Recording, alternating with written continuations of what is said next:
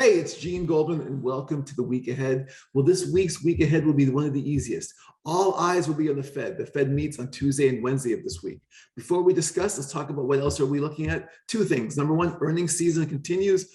Earnings season has been mixed so far, but there's been one common theme. Companies are able to pass costs onto both buyers and consumers. This week, we'll get some readings from beverage companies, pharmaceutical companies, consumer companies. And the key will be to understanding is inflation affecting consumer spending? We'll also get some key April data readings. ISM for both manufacturing and services come out this week. We do expect a slight uptick, and then payroll comes out on Friday. The market anticipates an increase of 400,000.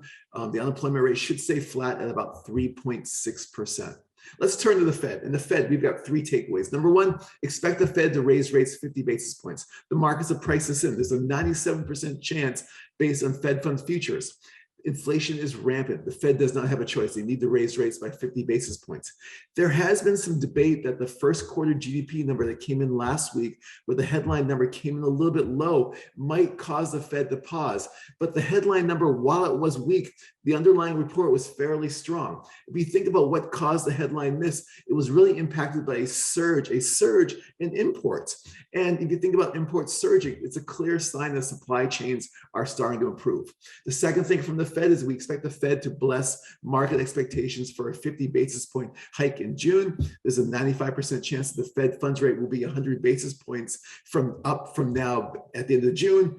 Again, 50 basis points in May, 50 basis points in June. And third of all, the Fed will likely formally announce balance sheet reduction. They discussed this in the March meeting. They talked about it in the meeting minutes. Again, formally announced balance sheet reduction.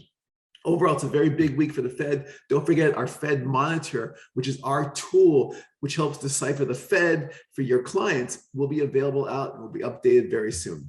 Thank you for listening. For more information, please follow us on Twitter at CeteraIM. Thank you, and talk to you next week.